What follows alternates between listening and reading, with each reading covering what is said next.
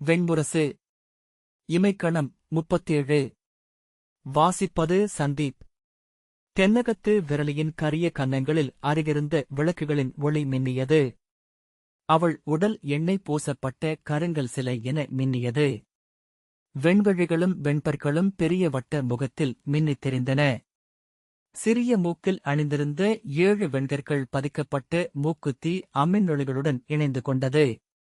வண்டு முரளுதல் போல கீழ்ச்சுதி நிலையில் நின்றாள். குறுமுழவென எழுந்த குரல் உச்சங்களில் சிறகசைக்காமல் நீந்தும் பருந்தெனச் சுழன்றது. இறகென தழைந்தது. அவள் உடலில் இருந்து விழிகளை விலக்க இயலவில்லை. அவள் குரல் செவிகளில் ஓயவில்லை. பாட்டை நிறுத்திவிட்டு அவள் நீர் அருந்திய போதும், ஏட்டுக்கட்டுகளைப் பிரித்து அடுத்த பாடலுக்கான வரிகளை நோக்கிய போதும், பின்னால் அமர்ந்திருந்த அவள் கணவன் குடையாழின் சுதி அமைக்க பொழுது எடுத்துக்கொள்ள அவள் காத்திருந்த போதும் கூட அவள் குரல் திருப்பதிக்குள் உரித்தபடியே இருந்தது. அவளருகே அன்னை அமர்ந்திருந்தாள். பகல் முழுக்க அவைச் செயல்களில் உழன்று களைத்திருந்தமையால் அவள் பெரிய இமைகள் எடை மிகுந்து மெல்ல சரிந்து கொண்டிருந்தன. சேடியரும் அரைத்துயிலில் இருந்தனர். இசைக்கூடத்திற்குள் விரலியும் அவளும் மட்டுமே இருந்தனர் எனத் தோன்றியது. மனுவின் மைந்தர் பெரிய விரதர். அவருக்கு அக்னித்ரன் என்னும் மைந்தர் பிறந்தார். அக்னித்ரன் பூர்வசித்தியை மணந்து நாபி, கிம்புருஷன், ஹரி, இளாவிரதன், ரம்யகன், ஹிரண்மயன், குரு, பத்ராஸ்வன், கேதுமாலன் எனும் 9 மைந்தரைப் பெற்றார். அக்னித்ரன் வாழ்நாளெல்லாம் வேள்விகளை செய்து கொண்டிருந்தார். நூல்கள் நவிலும் 9 கொடைவேள்விகளை அவர் 100 முறை இயற்றினார். வேள்விகளை பெரிதாக நிகழ்த்துவது ஆணவம். பழுதர நிகழ்த்துவது அர்ப்பணிப்பு. தன்னை முழுதேந்து நிகழ்த்தியமையால், பெற்றது எதையும் கொள்ளாமையால் அக்னித்ரன் முழுமையான பயன்களை அடைந்தார். தவவாழ்வு நிறைவுற்று அவர் விண்ணேகிய போது தன் 9 மைந்தரையும் அழைத்து அவர்களுக்கு தன் தவச் செல்வத்தை அளிப்பதாகவும், அவர்கள் உகந்த முறையில் அதை மாற்றிக்கொள்ளலாம் என்றும் சொன்னார். அவர்கள் ஒவ்வொருவருக்கும் அவர் நெற்றிப்பொட்டில் கை வைத்து தன் தவத்தை அளித்தார். நாபி அச்செல்வத்தை நீண்ட வாழ்நாளாகப் பெற்றுக்கொண்டார். கிம்புருஷன் அதை அறிவுத் தொகையாக, ஹரி அதை பெருஞ்செல்வமாக, இளாவிரதன் அதை காமமாக, ரம்யகன் அதை மக்கட்பேராக, ஹிரண்மயன் அரசாக, குரு வெற்றியாக, பத்ராஸ்வன் புகழாக அதை பெற்றுக் கொண்டனர். இறுதி மைந்தனாகிய கேதுமாலன், எந்தையே, நான் அதை அழகென பெற்றுக்கொள்கிறேன் என்றான். இளமையிலேயே அழகின்மேல் பித்து கொண்டவனாக காடுமலை என அலைந்த அவனைப் பற்றி மூத்தவர்கள் ஏளனம் கொண்டிருந்தனர். கலைகளில், இயற்கையில் அவன் தேடுவதென்ன, மகிழ்வது எதனால் என அவர்கள் அறிந்திருக்கவில்லை. அவர்கள் ஒருவரை ஒருவர் நோக்கி புன்னகைத்தனர். அவன் தந்தையே அவனை நோக்கி, மைந்தா, நீ கேட்பது என்னவென்று புரிந்திருக்கிறாயா என்றார். ஆம் தந்தையே, எனக்கு அழகன்றி வேறேதும் பெரிதென்று தோன்றவில்லை என்றான் கேதுமாலன். அழகென ஏதும் இப்புவியில் இல்லை. அது நம் உளங்கொள்ளும் ஒரு நிலைதான். கூழாங்கற்களும் அழகெனத் தோன்றும் தருணங்களும் உண்டு என்று தந்தை சொன்னார்.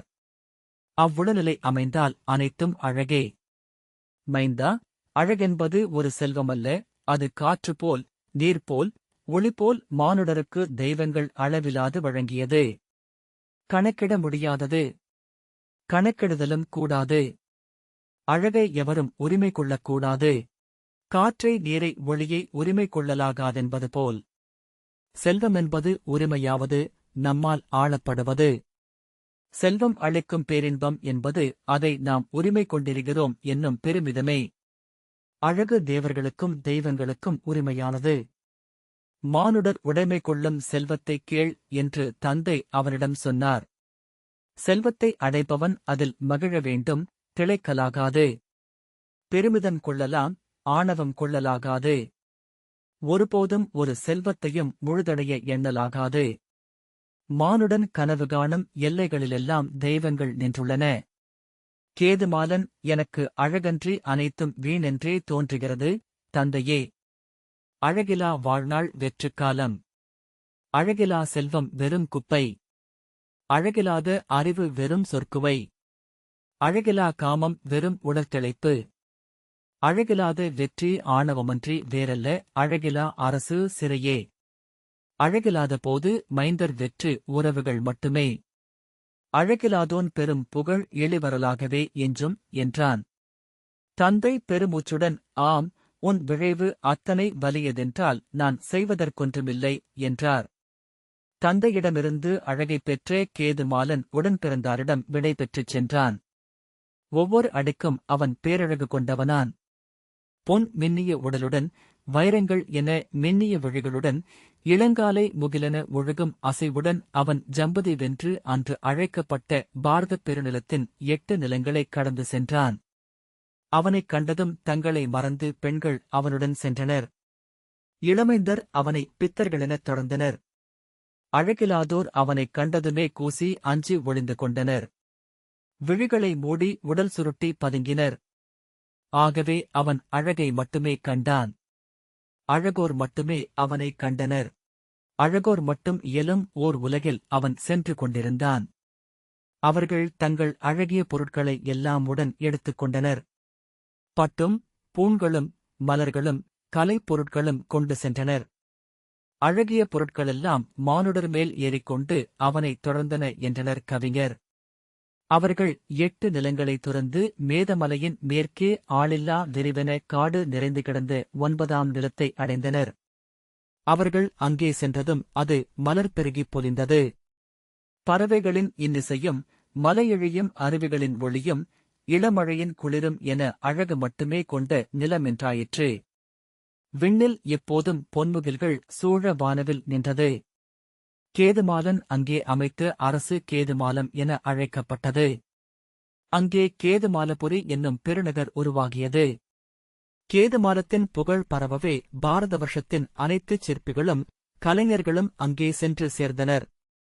அவர்கள் கூடி அமைத்து மிகச்சிறந்த நகர் என்பதனால் மண்ணில் மானுடர் அமைத்தவற்றிலேயே பேரழகு கொண்டதாக அது உருக்கொண்டது. கவிஞர்களும் இசைஞர்களும் ஆட்டர்களும் அங்கே சென்றமைந்தனர். அழகு சூழ்ந்திருந்தமையால் சொற்களெல்லாம் அழகு கொண்டு கவிதையாயின. அழகிய சொற்களிலிருந்து அழகிய பொருட்கள் உருவாயின. விண்ணிலிருந்து அழகு ஓர் எழும் சுனை அது என்றனர் கவிஞர்.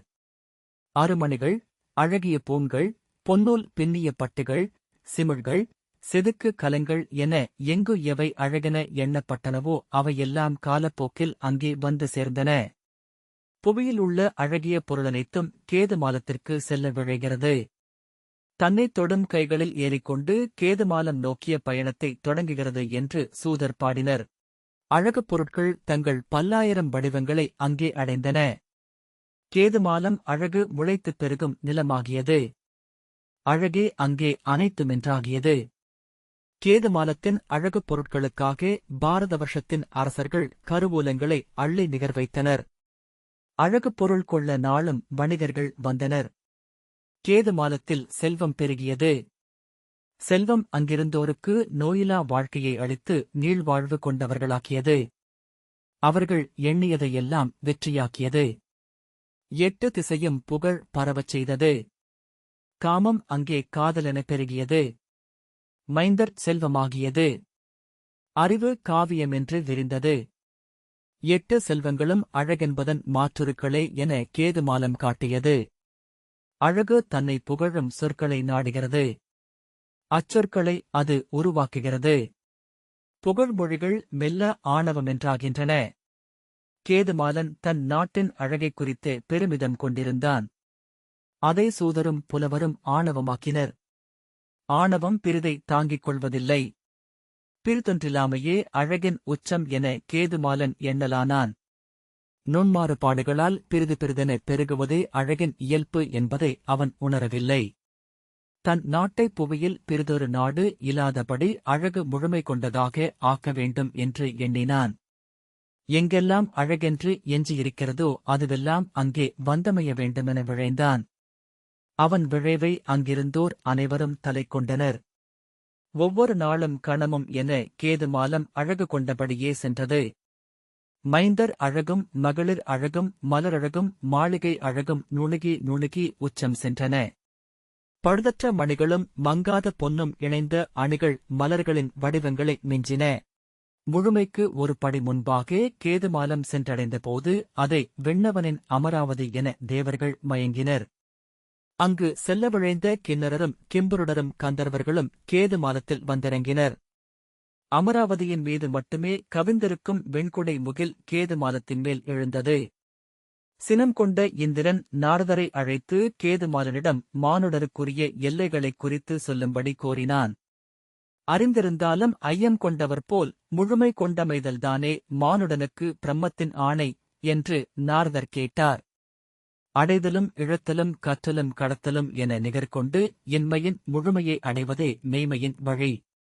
கொண்டு அடைந்து மானுடர் முழுமையை அடைய முடியாது.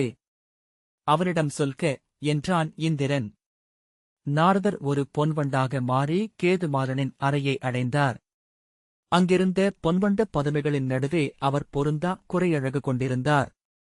அவரை நோக்கி முகம் சுளித்த கேதுமாலன் அணுகி நோக்கியபோது தன்னுரு கொண்டு நின்றார்.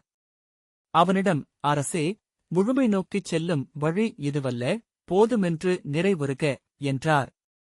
என் வழி அழகு. அதை முற்றாக அடைவதொன்றே வாழ்வியல் இலக்கு என்றான் கேதுமாலன். அதை தேவரும் தெய்வங்களும் விரும்புவதில்லை. அவர்களுக்கு விடப்படும் அறைகூவலின்றே கொள்வார்கள் என்றார் நாரதர். என் பாதையில் அழிவதும் எனக்கு வீடு பேரே என்றான் கேதுமாலன். அரசே, நீ செய்த முதற்பிழை அழகை செல்வமென்று எண்ணியது. அழகு எவருக்கும் உடைமையல்ல, எனவே செல்வமும் அல்ல என்று நாரதர் சொன்னார். அழகு பிரம்மத்தின் ஆனந்த வடிவம்.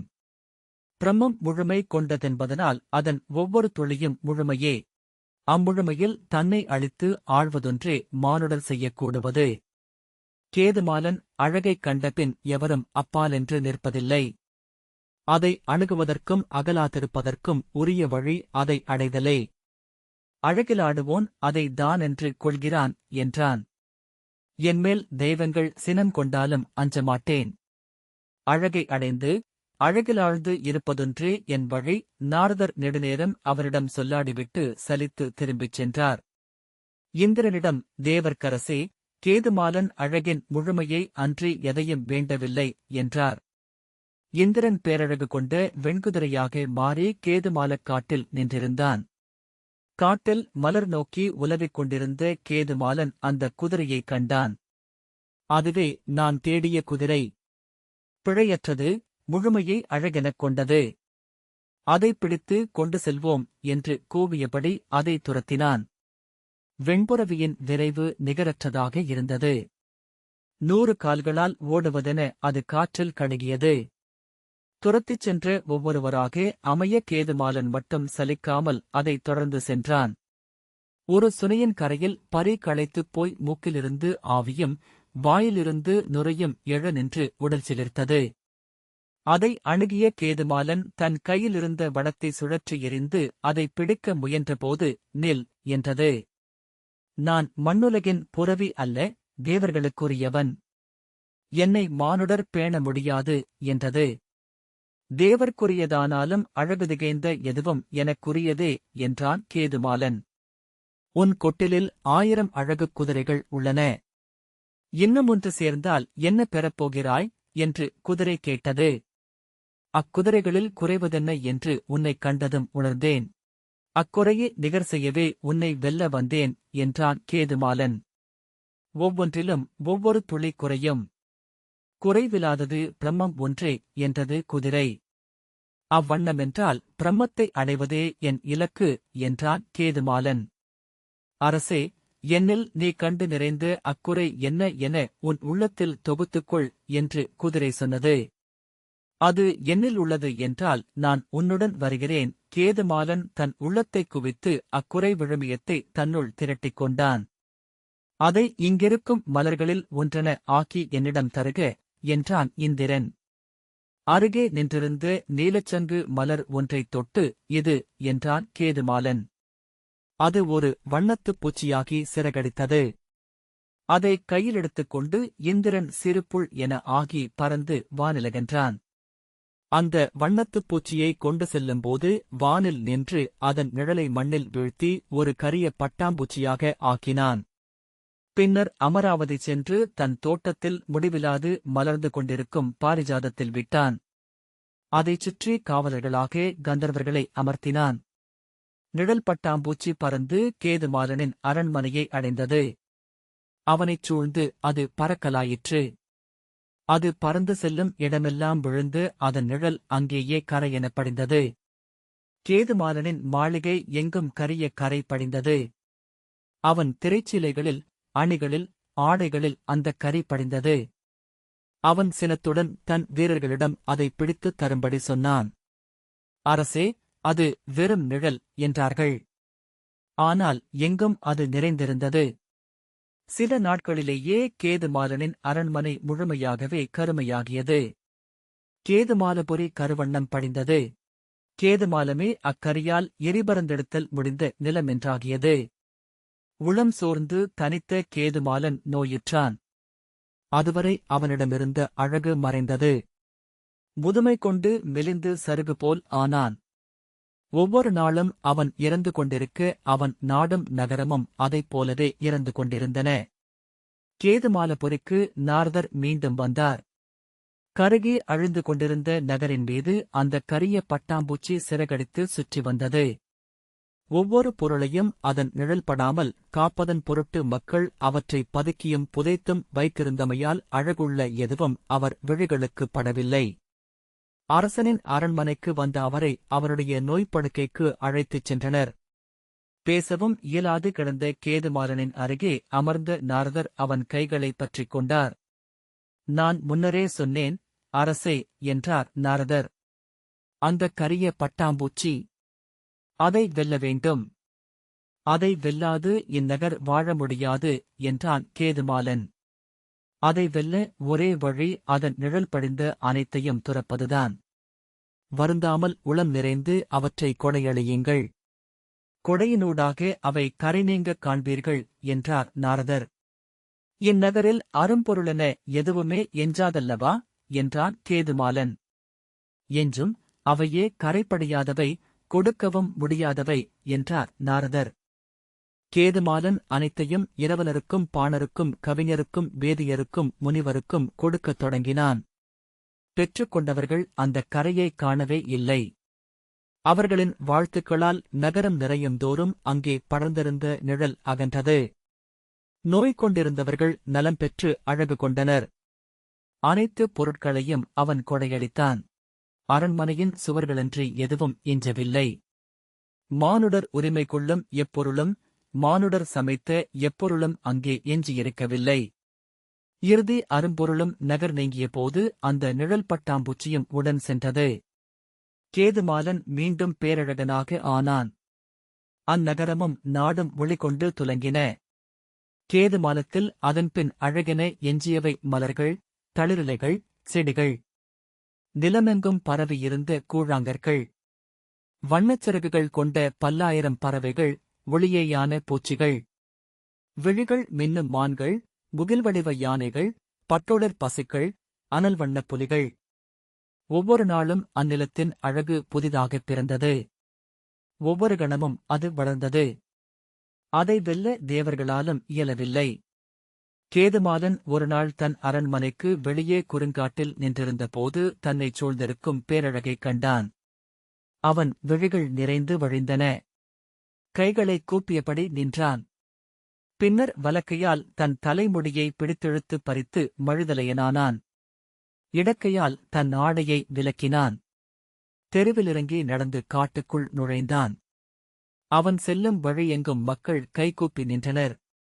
கேதுமாலத்தின் எல்லையில் இருந்த கேதுகிரி என்னும் மலை மீது ஏறி நின்றான். விண்ணிலிருந்து அழகிய பட்டாம்பூச்சி ஒன்று சிறகடித்து வந்து அவன் தோளில் அமர்ந்தது. ஆனால் அவன் அதைக் காணவில்லை. அனைத்து அழகுகளையும் துறந்தவர் மட்டுமே காணும் அழகை அவன் கண்டான். அவன் காலடியில் தேவர்கள் வந்து வணங்கினர். அவன் தலைக்குமேல் விண்ணின் வெள்ளை யானை வந்து நின்றது. அதில் வந்த இந்திரன் அவனை அழைத்து தன்னுடன் கொண்டு சென்றான். அந்த மலைமேல் 7 நாட்கள் விண்வில் ஒளியுடன் நின்றிருந்தது. அவன் அமர்ந்து உடலுதிர்த்து மலைமேல் அவனுடைய 2 கால்களையும் வரைந்தனர். ஒவ்வொரு ஆண்டும் அந்த நாளில் அவனை வணங்கும் பொருட்டு கேதுமாலத்தின் அனைத்து மக்களும் மலை ஏறிச் சென்றனர். அங்கே மலரிட்டு வணங்கி மீண்டனர். பின்னர் சூழ்ந்திருந்த நாடுகளனைத்திலிருந்தும் மக்கள் வரலாயினர். அழகர் என்றே அவரை நூல்கள் குறிப்பிட்டன. விரலி அழகோன் பாதங்களை வணங்குவோம். அவன் விழிகள் விண்ணில் துலங்குக. அவை இங்குள்ள அனைத்தையும் அழகுறச் செய்க என்று சொல்லி கைகூப்பினாள். யாழ் முரலொலி எழுப்பி ஓய்ந்தது. விரலி எழுந்தபோதுதான் திருப்பதி தன்னுள் இருந்து மீண்டெழுந்தாள். சூழ நோக்கியபோது அன்னையும் சேடியரும் செவிலியரும் துயில் கொண்டிருப்பதைக் கண்டாள். எழுந்து சிற்றாடையைப் பற்றிக் கொண்டு விரலியை அணுகி தன் கழுத்திலிருந்த அருமணி மாலையைக் கழற்றி அவளுக்கு அணிவித்தாள். அதை எதிர்பாராத பாணர்குழுவின் முகங்கள் மலர்ந்தன. விரலி, பேறு பெற்றேன் இளவரசி என்றாள். திருப்பதி கேதுமாலபுரி இன்றுள்ளதா என்றாள். ஆம் அரசி, இது அந்நகரின் தொல்கதை. திருப்பதி அது எப்படிப்பட்ட நகர் என்றாள். அதுவும் பிற நகர்களைப் போலத்தான். ஆனால் வட்டவடிவமான கோட்டை ஒன்று நகருக்குள் உள்ளது. அதுவே பழைய நகரம். பிற்காலத்தில் தெருக்கள் கோட்டைக்கு வெளியிலும் விரிந்து பறந்துவிட்டன என்று விரலி சொன்னாள். அந்நகர் இக்கதைகளில் வருவது போல் அழகு கொண்டதா என்று திரௌபதி கேட்டாள். பாணன் சிரித்து, இளவரசி, இது கதையல்லவா? என்றேனும் அவ்வண்ணம் ஒரு பெருநகர் மண்ணில் இருந்திருக்கிறதா என்று கேட்டால் எங்கள் முதுசூதர் சிரிப்பார்கள். நூற்றுக்கணக்கான பெருநகர்களின் கதைகள் இங்குள்ளன. மானுடர், நாகர், அரக்கர், அசுரர் ஒவ்வொருவரும் தங்கள் தொல்மூதாதையர் அமைத்து பெருநகர்களைப் பற்றிய கற்பனைகளை விரித்துக் கொண்டிருக்கிறார்கள். அது என்றுமிருக்கும் ஒரு கனவு. அக்கனவை எண்ணியே மண்ணில் அனைத்து நகரங்களும் அமைக்கப்படுகின்றன என்றான். அவ்வண்ணம் ஒரு நகரம் இன்று புவியில் இல்லையா என்று அவள் கேட்டாள். இளவரசி, தொல்நகர் தென்மதுரை, காஞ்சி, விஜயபுரி, ராஜமகேந்திரபுரி, மாகிஷ்மதி, ராஜகிரி, அஸ்தனபுரி என இந்நாட்டின் அனைத்து பெருநகர்களுக்கும் நான் சென்றிருக்கிறேன். அவை அனைத்தும் மாண்பும் அழகும் கொண்டவையே. ஆனால் கதைகள் சொல்லும் சீர்மை எவற்றுக்கும் இல்லை என்றான் பாணன். ஏன் என்றாள் திரௌபதி. ஏனென்றால் சீர்மை முழுமை பெற தேவர்கள் ஒப்புவதில்லை. மானுடரின் விழைவில் புகுந்து கொண்டு சீர்மையை குலைத்துக் கொண்டே இருக்கிறார்கள். அனைத்து நகர்களும் காடுகளைப் போல தங்கள் எல்லைகளை கட்டற்று விரித்து வடிவிலாது பெருகியவையே. கேதுமாறனின் இடத்தில் நான் இருந்திருந்தால் அந்நகரையை இந்திரனுக்கே அளித்திருப்பேன். தன் நகரம் முழுமையழுவதை அவன் ஒப்பமாட்டான் என்று திரௌபதி சொன்னாள். விரலி சிரித்தாள். அந்நகரின் மையத்தில் இந்திரனுக்கு பேராலயம் ஒன்று எழ வேண்டும். ஒவ்வொரு நாளும் இந்திரன் வணங்கி வாழ்த்தப்பட வேண்டும். இந்திரனே அந்நகருக்குக் காப்பாக நிலைநிறுத்தப்பட வேண்டும். அதை தேவர்கள் வெல்ல முடியாது என்றாள் திரௌபதி. விரலி, அவ்வண்ணமொரு நகர் தங்கள் ஆணைப்படி எழுக அரசி என்றாள். திரௌபதி புன்னகைத்தாள். அன்னை எழுந்து, என்ன ஆயிற்று? பாடல் முடிந்துவிட்டதா என்றாள். சேடியர் விழித்து எழுந்து, ஆம், சற்றுமுன் முடிந்துவிட்டது அரசி என்றார்கள். பரிசில்கள் எங்கே என்றாள் அரசி. திரௌபதி, நானே அளித்துவிட்டேன் என்றாள்.